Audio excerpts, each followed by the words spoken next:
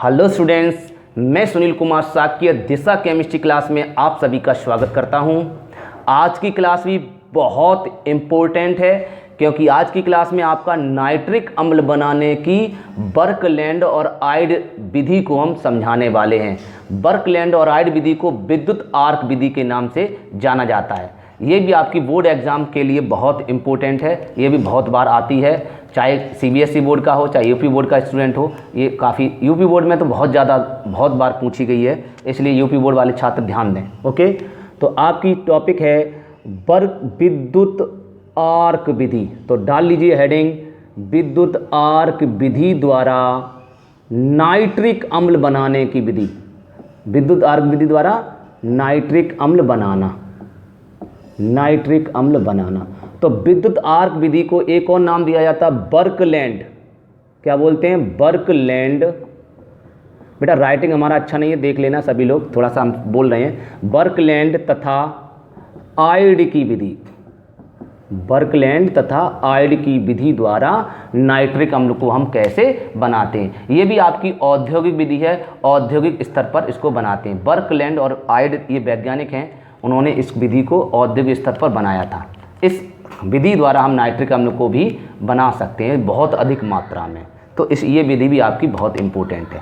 सबसे अधिक मात्रा में इसी के द्वारा बनाया जाता है। ओस्टवाल विधि से भी ज़्यादा मात्रा में इसके द्वारा बनाते हैं। ओस्टवाल विधि से भी कम बनता है, लेकिन बर्कलैंड और आइड विधि के द्वारा ज़्यादा मात्रा में नाइट्रिक अम्ल को बनाया जाता है। तो इसलिए इसका डालेंगे सबसे पहले। पिछले क्लास में डाला था सिद्धांत, उसी तरह आज भी डालेंगे सिद्धांत। तो सिद्धांत का मतलब है कि बर्कलैंड और आइड विधि में नाइट्रिक अम्ल को बनाने के लिए हम कौन कौन से कंपाउंड का प्रयोग करेंगे वो आपको याद होने। आर्क भट्टी क्या है? विद्युत आर्क भट्टी। किसको? हवा को। तो इसका सिद्धांत क्या है मैं आपको परिभाषा समझा रहा हूँ। जब वायु को, हवा मीन्स वायु, जब, बेटा लिखने का तरीका सुने, बहुत आसान होता है केमिस्ट्री को सीखना। जब वायु को, ठीक है, हवा को, जब वायु को विद्युत आर्क भट्टी में से प्रवाहित करते हैं तो वायु में उपस्थित, वायु के अंदर होती है, तो वायु में उपस्थित नाइट्रोजन और ऑक्सीजन परस्पर क्रिया करके निम्न अभिक्रियाएं करके नाइट्रिक अम्ल बनाती है। कौन कौन सी अभिक्रियाएं करेगा तब नाइट्रिक अम्ल बनेगा, आइए हम जानते हैं। तो सबसे पहले नाइट्रोजन वायु में मिली होती है, वो क्रिया करती है, और ऑक्सीजन वायु में मिली होती है, वो क्रिया करती है। तो ये आपस में क्रिया करके क्या बनाते हैं आपके, ये दोनों आपस में क्रिया करके आपको, मैंने अमोनिया के वो हमने आपको नाइट्रोजन की जो प्रॉपर्टी समझाई थी, नाइट्रोजन के रासायनिक गुण आपको समझाए थे, आप पिछले वीडियो में देख लेना। नाइट्रोजन ऑक्सीजन से क्रिया करती है तो क्या बनाती है आपकी? एनओ गैस बनाती है। क्या बनाती है? NO gas. कैसे बनती है मैंने अभी बताया था, पहले एनओ गैस बनेगा, फिर NO2 बनेगा, फिर NO3 बनेगा। आप पिछली क्लास में देख लेना, मैंने ट्रिक बताई थी। ये ट्रिक है, NO फिर NO2 फिर NO3। NO3 माइनस बन जाता है, NO3 में ऐसी H आ जाता है इसके पास। समझेंगे बेटा, ये उदासीन होता है, इसके ऊपर आवेश जीरो होता है, इस पर भी जीरो होता है। ठीक है, इस चीज़ को ध्यान रखेंगे। तो आपको सबसे पहले क्या बनाना? NO। तो NO बना दीजिए। देखिए NO 2 कॉमन के लो तो रिएक्शन सीधी हो गई, और इससे आपकी ऊष्मा और निकलती है। क्या निकलती है? -43,200 या 43.200 किलो कैलोरी। इतनी ऊष्मा इससे रिलीज होती है, रिलीज नहीं आवश्यक होती है। इन दोनों को मिलाने के लिए, इन दोनों को दोस्त बनाने के लिए, आपस में चिपकाने के लिए इतनी ऊष्मा हमको देनी पड़ेगी। ये माइनस का मतलब है, मैं आप लोग चौंक गए होंगे, मैं कॉमा लिख दूँ। माइनस का उल्टा जब वो करेंगे तो डेल्टा H में प्लस आ जाएगा, 43.200 किलो कैलोरी। इतनी ऊष्मा आपको इन दोनों को देनी पड़ेगी, अर्थात आवश्यक होगी, तब ये NO गैस बना पाएंगे, वरना नहीं बना पाएंगे। नाइट्रिक ऑक्साइड, तो पहले नाइट्रिक ऑक्साइड बनेगा, आपको पहले लिखा दिया, इसका नाम तो बता चुके हैं, नाइट्रिक ऑक्साइड इसका नाम होता है। फिर यही NO गैस O2 से ऑक्सीकृत होकर, आपको पिछली क्लास में बताया था, यही NO गैस O2 से ऑक्सीकृत होकर NO2 में बदल जाती है। इसका नाम है नाइट्रोजन डाई ऑक्साइड। पिछली वीडियो देख लीजिए तो और अच्छा समझ में आ जाएगा। फिर यही NO2 गैस फिर यही NO2 गैस जल को पी लेती है, जल को अवशोषित कर लेती है, जल में घुल जाती है और जल में घुलकर क्या बनाती है आपकी 2HNO3 नाइट्रिक अम्ल बनाती है और NO गैस रिलीज करती है। देखिए बन गया नाइट्रिक एसिड। तो कितनी आसान है इसकी भी रिएक्शन करना। इसकी भी रिएक्शन आपको ध्यान रखनी है, बहुत आसान है, तरीका वही है। पिछली क्लास में जो ट्रिक बताई थी, मैंने बताया था अगर N और O आपस में क्रिया करते हैं तो पहले NO बनाते हैं, फिर यही NO NO2 में बदल जाती है, फिर NO2 NO3 में बदल जाता है, एक एक O जुड़ता जाता है, O O2 O3, और जैसे ही O3 जुड़ता माइनस आ जाता, माइनस के साथ H जरूर आता है। मैंने आपको बताया एक माइनस है तो एक H प्लस आएगा तो आपका HNO3 बनाएगा। और आपको पिछली क्लास में ये भी बताया था C प्लस O आपस में क्रिया करते हैं तो CO बनाएंगे, पहले CO बनाएंगे, फिर आपका CO2 बनाएंगे, फिर आपका CO3 बनाएंगे। CO3 2 माइनस आता है, अगर 2 माइनस आता है तो आपको H2 लेने पड़ेंगे क्योंकि एक H पर एक प्लस होता है, तो 2H पर 2H लेने पड़ेंगे क्योंकि H 2 हैं, इसलिए 2 आएंगे। तो ये वाले 2 आपको बताया था, ये वाले 2 यहाँ से उठकर इसके पैरों में चले जाते हैं तो H2CO3 बनता है। ये भी आपका कार्बनिक अम्ल है, ये आपका नाइट्रिक अम्ल है। N है तो नाइट्रिक, N माने ना फॉर नाइट्रिक अम्ल, C फॉर का माने कार्बनिक अम्ल, तो ये कार्बनिक अम्ल है, ये नाइट्रिक अम्ल है। ऐसे बनाई जाती है रिएक्शन। कितनी आसान है रिएक्शन। अब इसकी थ्योरी लिख पाओगे सभी छात्र? तो सिद्धांत कैसे लिखेंगे एक बार फिर समझ लेते हैं, इसकी सिद्धांत को कैसे लिखेंगे कि जब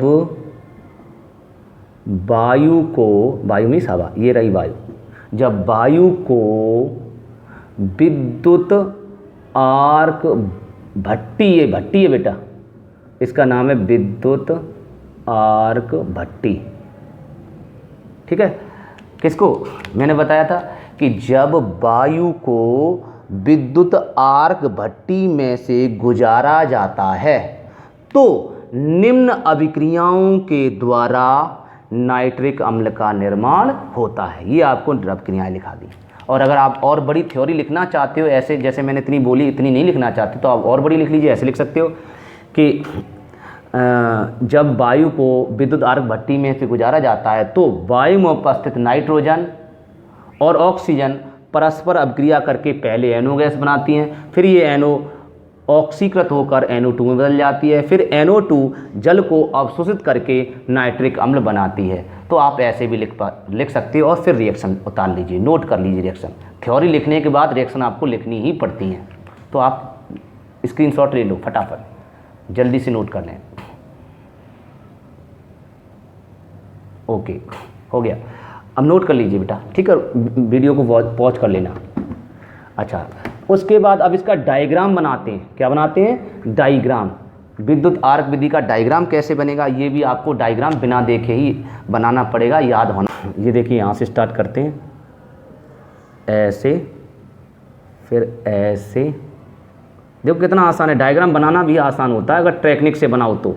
अगर रट के बनाओगे तो डायग्राम नहीं बना पाओगे। ये देखिए डायग्राम, इसीलिए मैं डायग्राम भी बना के चल रहा हूँ, जिससे कि आपको डायग्राम बना के चलेंगे तो आप भी बना, जब हम बना पाएंगे तो आप भी बनाना सीख जाओगे, अगर हम नहीं बना पाएंगे तो आप भी नहीं बना पाओगे। इसलिए डायग्राम आपको बनाना हम सिखा रहे हैं साथ साथ। ओके, चलिए ओके। अब देखिए, ये आपका ब्लोअर है। ब्लोअर माने होता है एग्जॉस्ट, मतलब हवा को फेंकने वाला, अंदर की हवा, बाहर से हवा को खींचेगा और अंदर झोंक देगा, अंदर फेंक, ऊपर से खींचेगा अंदर पहुंचाएगा, ऊपर से खींचेगा अंदर उसको, तो इसलिए हवा ऊपर से आ रही है। देखिए ये हवा का निशान है, ठीक है, ये आपका हवा है, ये आप देख पा रहे हैं, इसके अंदर से वायु जा रही है और ये वायु क्या कर रहा है, ये वायु को कहाँ फेंक रहा है, इसके अंदर, ये वायु को इसके अंदर प्रवाहित कर दे रहा है। देखिए, ये देखिए इसके अंदर भेज दे रहा है। और ये है क्या चीज़, इसको बोलते हैं ब्लोअर। इसको क्या बोलते हैं? ब्लोअर, जो हवा को फेंकता है। और इसको बोलते हैं आपका, ये आपकी भट्टी है, ये क्या है आपकी भट्टी है,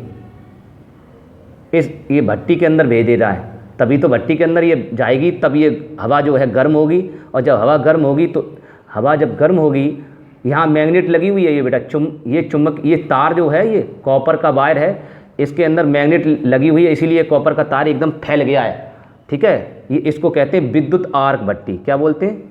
विद्युत आर्क भट्टी है, ठीक है, विद्युत आर्क भट्टी है। इस विद्युत आर्क भट्टी का टेम्परेचर मैंने आपको बताया कितना होता है, इसका टेम्परेचर लगभग 3000 होता है, 3000 डिग्री सेंटीग्रेड। अगर नहीं दिख रहा है तो आप लोग समझ लेना, मैं बोल दे रहा हूँ 3000 डिग्री सेंटीग्रेड इसका टेम्परेचर होता है। इस ताप पर जैसी वायु इसके अंदर जाएगी, इसी ताप पर ये वायु के अंदर जो भी होगा माल मसाला, वायु के अंदर जो भी होगा, कौन कौन होंगे, N2 और O2। वैसे तो बहुत सारी गैसें होती हैं, लेकिन विद्युत आर्क भट्टी में यही दोनों, इसी ताप पर यही दोनों क्रिया कर पाती हैं। तो ये दोनों आपस में क्रिया करेंगी, तो आपस में क्रिया करके क्या बनाएंगी, NO गैस बनाती है। वो NO गैस बनेगी, गैस ऊपर उठेगी, तो गैस ऊपर उठेगी, उस गैस को हम किस में भेज देंगे, संघनित्र में भेज देंगे, कंडेंसर में भेज देते हैं। ये कंडेंसर है बेटा, इसमें संघनित्र में भेज देते हैं, ये संघनित्र है। ओके, ये आपका क्या चीज़ है, संघनित्र। इसमें किसको भेज दिया हमने, NO गैस को, तो ये आपका संघनित्र हो गया। अच्छा, संघनित्र में भेजने के बाद तो संघनित्र का काम क्या होता है, ठंडा करना। तो इसमें जो यहाँ टेम्परेचर 3000 है, तो इसका मतलब इन दोनों, ये इसमें अंदर जो गैसें होंगी, जो NO गैस निकल रही होगी तो बहुत ज़्यादा गर्म होगी, तो बहुत ज़्यादा गर्म होगी, लगभग 3000 डिग्री सेंटीग्रेड इसका भी टेम्परेचर होगा। तो इसलिए इसको ठंडा करना पड़ेगा। तो ठंडा करेंगे तो ये लगभग यहाँ पर ये लगभग 500 डिग्री सेंटीग्रेड तक ठंडी हो जाएगी। और जब 500 डिग्री सेंटीग्रेड जब ठंडी हो जाएगी, तब इसको हम क्या, किस में भेज देंगे, तब इसको हम बॉयलर में भेज देंगे। किस में, ये बॉयलर है आपका, बॉयलर। तो आप लोग ये चित्र को बनाते चलें, ये बॉयलर, इस बॉयलर में भेज देंगे। तो बॉयलर का क्या करता है, बॉयलर इसको और ठंडा कर देगा। लगभग इसका टेम्परेचर केवल 150 के आसपास रह जाएगा, 150 तक रह जाएगा। फिर 150 जब रह जाए इसका टेम्परेचर, किसका किसका, ये NO गैस का, ये NO गैस ही तो आ रही है, ये भी NO गैस ही है। NO गैस का टेम्परेचर जब 150 डिग्री सेंटीग्रेड रह जाएगा, फिर क्या करेंगे, इसको हम किस में भेज देंगे, फिर इसको हम ऑक्सीकारक कक्ष में भेज देंगे। किस में, ऑक्सीकारक कक्ष। इस ऑक्सीकारक कक्ष में जब भेज देते हैं तो क्या हो जाती है, ये NO किस में बदल जाती है, NO आपकी बदल जाएगी, NO आपकी 2 बेटा, NO किस में बदल जाती है, ऑक्सीकारक, ऑक्सीकृत हो जाती है ऑक्सीजन के द्वारा। मैंने आपको बताया 2NO2 बनाती है। क्या बनाती है, 2NO2, 2NO2 बना लेती है, नाइट्रोजन डाइऑक्साइड बन जाती है। फिर ये नाइट्रोजन डाइऑक्साइड गैस को हम क्या कर देते हैं, ऊपर से उठेगी नाइट्रोजन डाइऑक्साइड गैस को हम किस में भेज देते हैं, अवशोषण कक्ष में। ये अवशोषण कक्ष है, अवशोषण कक्ष। अगर ये यहाँ दिख नहीं रहा किसी छात्र को तो थोड़ा सा मैं बोल रहा हूँ उसके अकॉर्डिंग लिख लीजिए, अवशोषण कक्ष है।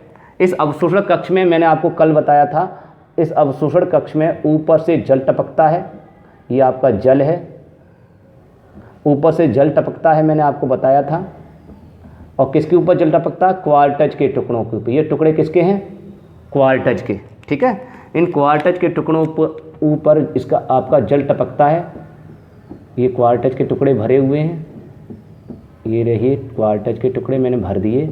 इन क्वार्टज टुकड़ों में जल टपकता है, तो ये जल में क्या, ये NO2 गैस आ गई, ये देखिए NO2 गैस आ गई। ये NO2 गैस जल के साथ क्या करेगी, क्रिया कर लेगी। जल का सूत्र क्या होता है, H2O।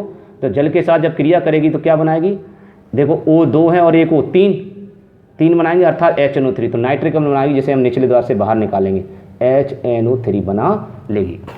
तो आप HNO3 अगर नहीं यहाँ तक आपको दिख नहीं रहा है तो आप लोग, मैं बोल रहा हूँ उसके अकॉर्डिंग लिख लो, नाइट्रिक अम्ल बना लेगी। तो ये थी आपकी विद्युत आर्क विधि। इस विधि का नाम है विद्युत आर्क विधि द्वारा किसका निर्माण, HNO3 का निर्माण। तो देखिए अब इसकी भाषा आप याद करते करते थक जाओगे, फिर भूल जाओगे, फिर याद करोगे, फिर भूल जाओगे। तो आपको भाषा याद नहीं की जाती, केमिस्ट्री हो या फिजिक्स हो या कोई भी चीज़ हो, कोई भी सब्जेक्ट है, उसको भाषा को बनाया करो बेटा, याद नहीं किया करो। जो याद करता है वो बच्चा भूल जाता है। ठीक समझना चाहिए, बस याद नहीं करना चाहिए, टेक्निक से आपको बनानी आनी चाहिए। तो देखिए बनाते कैसे, इसकी थ्योरी कैसे बनाएंगे, इतनी लंबा चित्र है, इसकी थ्योरी कैसे बनाएंगे। देखिए सबसे पहले जिसका नंबर में एक जो नंबर दूं बस उसी के अकॉर्डिंग आप बोलते चले जाना, थ्योरी आपकी आप लिखती चली जाएगी। तो सबसे पहले जो सिद्धांत लिखा वो लिखना पड़ता है, उसकी रिएक्शन लिखनी पड़ती है, लिख लेना। उसके बाद आप डायग्राम बनाएंगे, डायग्राम बना लेना। उसके बाद आप प्रक्रम विधि लिखेंगे। अब इसकी विधि लिखेंगे, इसकी थ्योरी, जिसको विधि कहते हैं, मेथड। तो सबसे पहले मैं इसको नंबर दे रहा हूँ, उसी नंबर के अकॉर्डिंग इसको याद रखेंगे। तो सबसे नंबर में इसको दे रहा हूँ नंबर 1, फिर नंबर में इसको 2 दे रहा हूँ, याद रखना। नंबर 2 के बाद नंबर 3 इसको दे रहा हूँ। नंबर 3 के बाद नंबर 4 में इसको दे रहा हूँ, ताप को। नंबर 4 इसको दे रहा हूँ। नंबर 4 के बाद नंबर 5 में इसको दे रहा हूँ, NO गैस। NO गैस के बाद नंबर 5 इसको दे रहा हूँ, नंबर 6 इसको दे रहा हूँ संघनित। संघनित के बाद नंबर 7 इसको दे रहा हूँ, 6 के बाद 7 500 डिग्री सेंटीग्रेड। 7 के बाद मैं नंबर 8 इसको दे रहा हूँ और नंबर 9 इसको दे रहा हूँ 150। नंबर 9 के बाद नंबर 10 मैं इसको दे रहा हूँ ऑक्सीकारक कक्ष। 10 के बाद इसको दे रहा हूँ 11, ये NO2 गैस बनती है 11 दे रहा हूँ। 11 के बाद इसको 12 दे रहा हूँ। 12 के बाद क्वार्टज के टुकड़े, यहाँ लिख लेना बेटा, क्वार्टज के टुकड़े मैं इसको 13 दे रहा हूँ और 13 के बाद 14 दे रहा हूँ जल। सही है, 14 दे दिया। 14 देने के बाद और आपका ये यहाँ दे रहा हूँ 15, 14 के बाद 15, यहाँ 15 और लास्ट में 16। तो ये आसान है। अब इस ट्रिक के द्वारा आप थ्योरी को आसानी से बना पाओगे, बहुत आसान होगा थ्योरी को बनाना।